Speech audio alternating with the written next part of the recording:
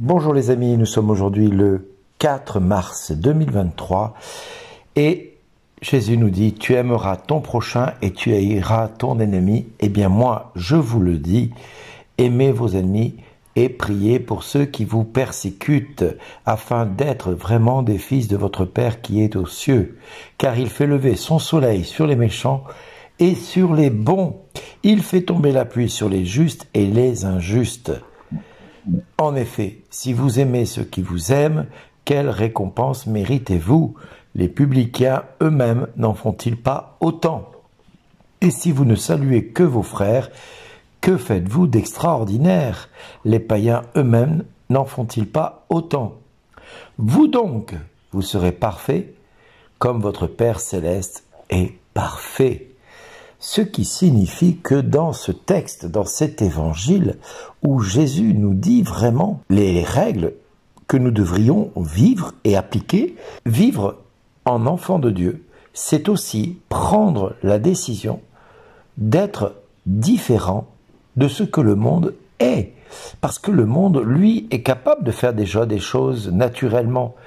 Mais le monde, lui, aura du mal à accepter d'aimer ceux qui sont injustes avec eux, de pardonner à ceux qui nous font du tort, d'aimer ceux qui nous persécutent. Le monde n'y arrivera pas à ça. Par contre, si nous, chrétiens, nous n'arrivons pas à le vivre, il ne faut pas s'étonner que le monde ne se convertisse pas. C'est justement là que Dieu nous attend.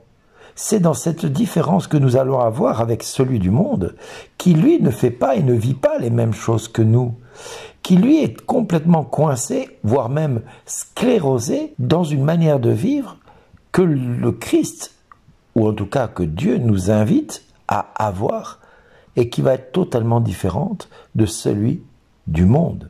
Je vous laisse dans le monde, mais vous n'êtes pas du monde, nous dira Jésus du reste. Et donc, aujourd'hui, nous devons être ces hommes et ces femmes au cœur intègre dans leur voie, intègre dans la manière de marcher à la suite du Seigneur, en suivant les exigences du Seigneur. Heureux ceux qui gardent aussi ces exigences et qui le cherchent de tout leur cœur. Oui, le psaume nous invite vraiment à exceller en tout point, en tout lieu et en toute occasion. Et surtout, auprès de chacun et de chacune de ceux que nous rencontrons en permanence. Ça, c'est le psaume 118. Mais le livre de Deutéronome nous invite vraiment à être comme, je dis bien, comme le peuple d'Israël, où Moïse disait « Aujourd'hui le Seigneur, ton Dieu, te commande de mettre en pratique ses décrets et ses ordonnances. Tu veilleras à les pratiquer de tout ton cœur et de toute ton âme. » Aujourd'hui, tu as obtenu du Seigneur cette déclaration. Lui sera ton Dieu. Toi, tu suivras ses chemins.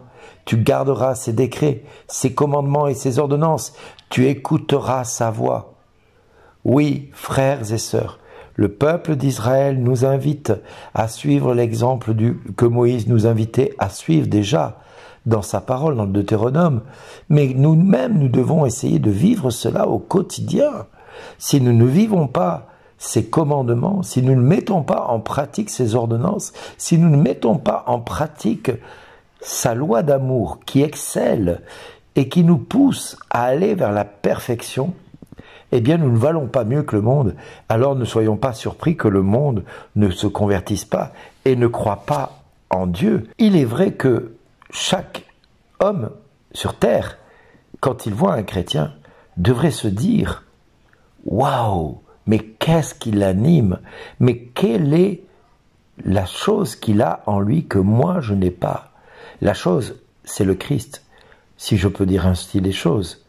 La chose, c'est ce petit plus, ce petite chose qui va faire que l'homme qui n'a pas la foi va se questionner sur ce que lui est capable de vivre ou pas vivre. Moi, je me rappelle de cette jeune fille qui était venue me voir un jour à la sortie d'une messe et qui m'a dit « Mais c'était incroyable !» Quand vous sortez de ce bâtiment, qui n'était pas forcément une église, qui était un bâtiment où on se réunissait pour célébrer la messe, mais qui était prêté par la mairie, parce que nous n'avions pas d'église sur le lieu, eh bien, quand nous sortions de ce bâtiment, elle disait « Mais il y a une joie sur vos regards, il y a une joie sur vos Et elle me dit, mais qu'est-ce qui se passe à l'intérieur? Qu'est-ce que vous faites là-bas dedans? Et je lui dis, ben, viens et vois la semaine prochaine, dimanche prochain, je t'attends à telle heure. Et je l'attendais en bas de l'église, enfin en bas du bâtiment, parce que c'est un bâtiment à étage. Et quand elle est montée à l'étage et que nous nous sommes retrouvés dans le lieu qui servait d'église, eh bien, elle a été frappée du sourire qui animait chacun et chacune de ceux qui étaient présents dans cette église, de la joie de nous retrouver le dimanche pour célébrer Dieu. Et c'est ça qui a été missionnaire. C'est pas nos paroles, c'est notre manière d'être, notre manière de vivre. Et vous savez que notre manière de vivre peut être un moyen de témoigner auprès de nos proches et de nos amis.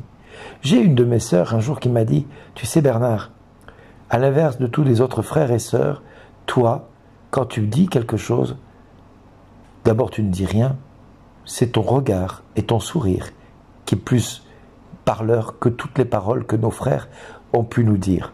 Alors je peux le dire aujourd'hui parce que mes frères ne sont plus de ce monde, donc je peux parler allègrement en me disant ben, ils vont pas, ça va pas les blesser que je dise ça. Mais c'est une vérité. Ma sœur m'a dit un jour, quand tu vis, ça vaut mieux, bien mieux que tous les discours que nos frères ont. Eh bien oui, nous devrions avoir dans notre manière d'être un moyen, nous devrions être un moyen pour nos frères et nos sœurs d'être évangélisés, d'être touchés par ce qui nous anime au fond de notre cœur. Alors frères et sœurs, aujourd'hui plus que jamais, j'ai envie de te dire, si tu veux être missionnaire, commence par aimer ton prochain, commence à vivre cette joie d'être enfant de Dieu, commence à vivre les décrets du Seigneur et les commandements de Dieu.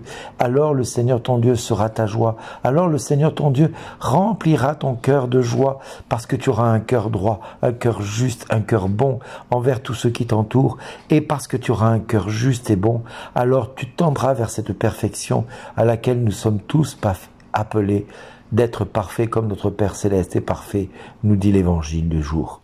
Alors aimons-nous les uns les autres, parce que c'est à l'amour qu'on aura les uns pour les autres, qu'on sera véritablement reconnus comme ses disciples.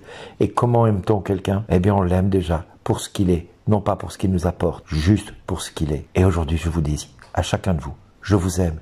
Merci d'être là, chacun et chacune. Soyez bénis. Merci d'exister. Au revoir.